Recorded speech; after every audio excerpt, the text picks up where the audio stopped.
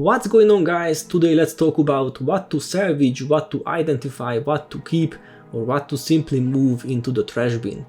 Okay, let's start with the identification first, because I think this is the easiest of the topics by far.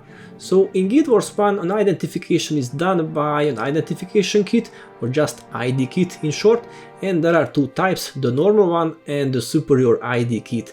Now, you may think that the superior kit is better, hence the name, but no, this is not the case. The only difference is how many times you can use them. The superior kit is a bit more expensive, but definitely more comfortable, because you won't have to visit the merchant all the time to buy another ID kit. In order to do the identification, simply buy a kit from the merchant, then double click on the kit, then click on the item that you want to identify.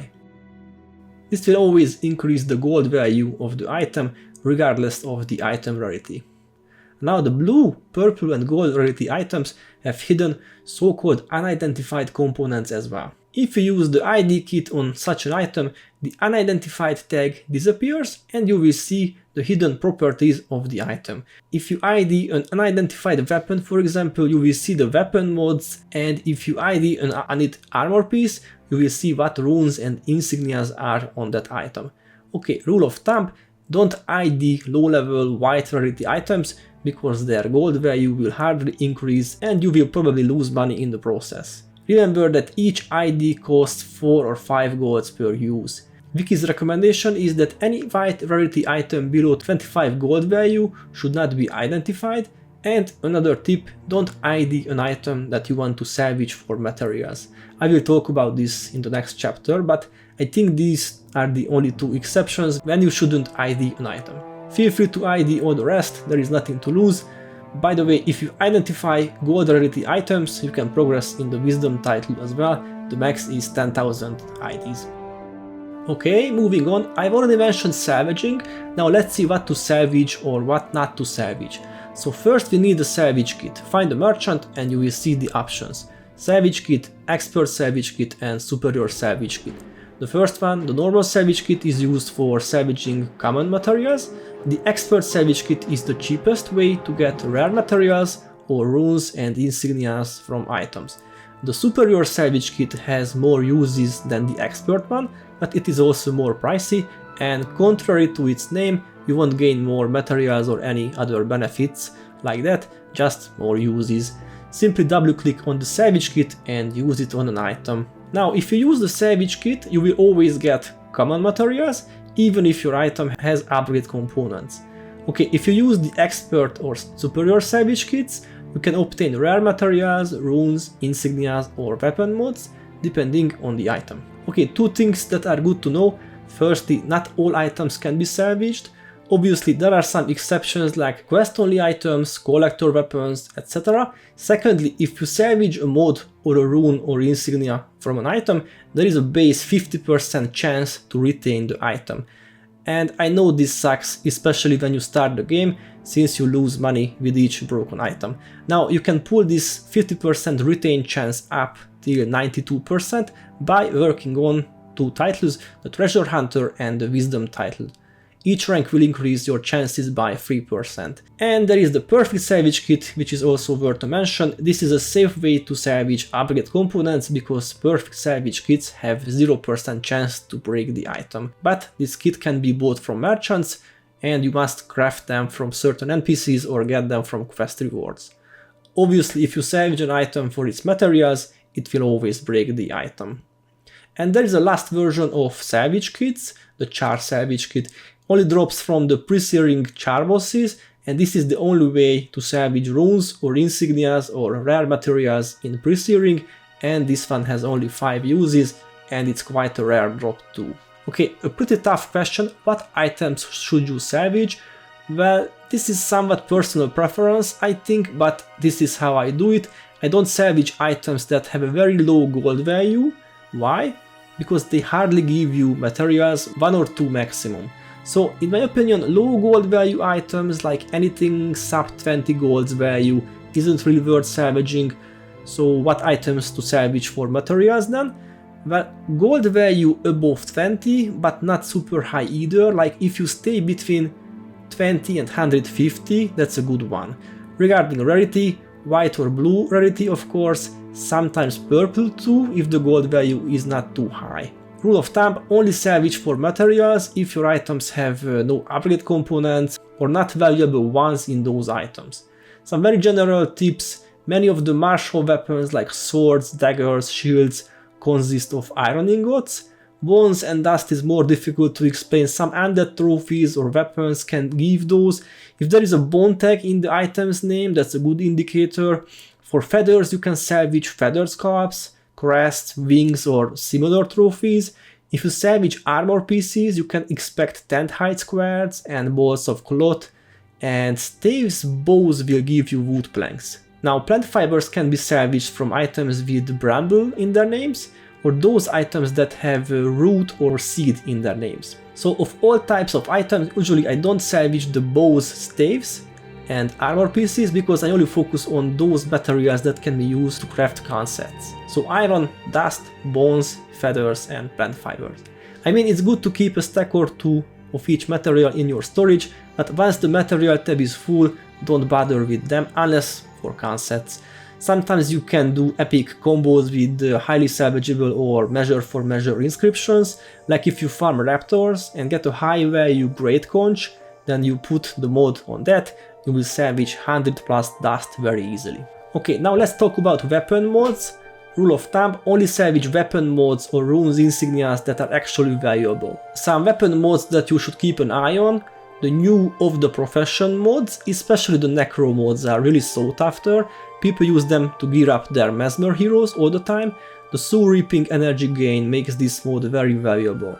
Then there are the classic ones like aptitude not attitude, forget me not, measure for measure. Some of the vampiric, enchanting and zealous mods can be also worth salvaging, especially the zealous and enchanting mods for scythes and spears, since there are not many solo farms that can drop these weapons. Again, if you have enough storage capacity, you can salvage and keep more mods, it's personal preference. Sometimes people pay a lot for a mod if they are in a hurry, and you can make a good deal like this. Now the runes topic is kind of bad now.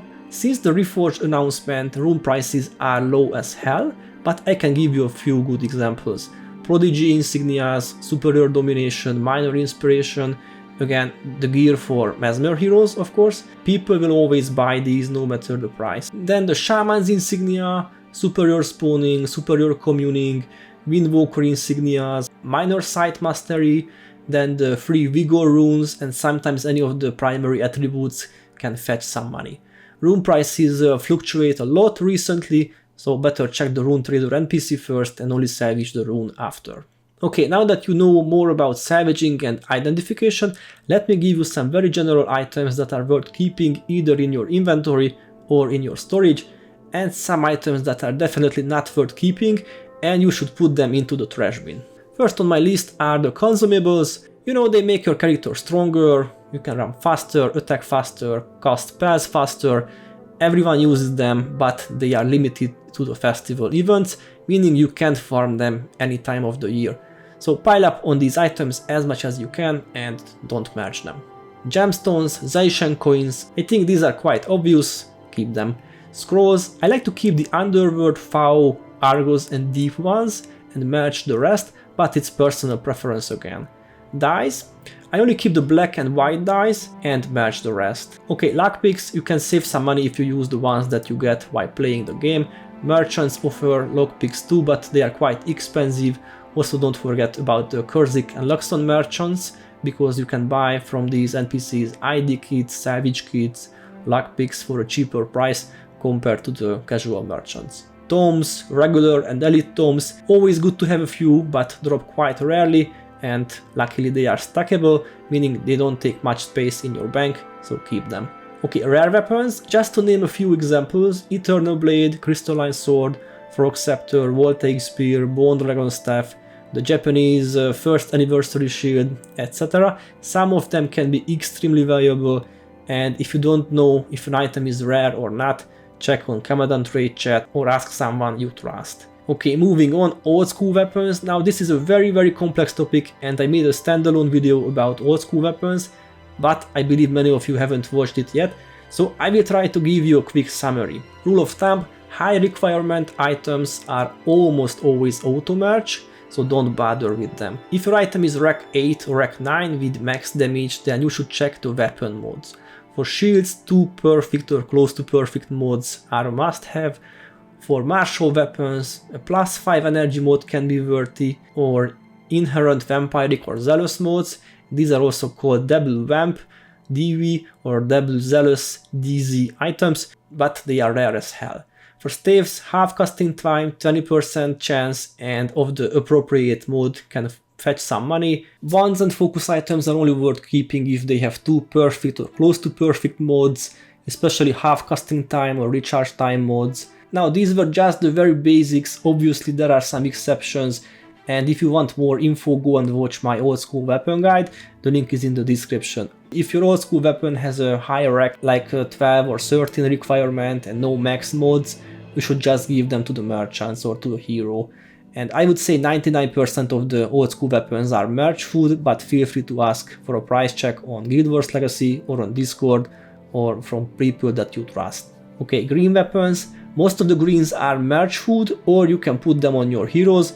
Personal preference again. 20 enchant mode, 20/20 for casters, zealous, vampiric for marshals. Maybe these can be worth to keep, but you can't really sell them unless you run into some very rare greens like firebrands or some other greens that only drop from chests. Rare materials and some common materials, especially the ones for cansets or rare scrolls, iron, dust, bones, feathers, plant fibers are always worth keeping. Nicholas the Traveler items, trophies or items that can be exchanged for festival items should not be merged. I know that these Nicholas items can take up a lot of space in the storage, so consider using a secondary account for this. And some more items that don't really worth keeping, mini pets and everlasting tonics. I guess some of you have just returned to the game after a long hiatus and you have many birthday present vouchers. Well, go and open your gifts, but sadly most of the minis and tonics are not sought after anymore. Of course there are a few rare and valuable ones, but it is not worth storing all the common ones. Best if you move them into the trash bin or give them away. Alright, if you are uncertain of an item, feel free to ask in a comment, I will gladly help. Please rate the video or subscribe to the channel. Thanks for watching and see you next time.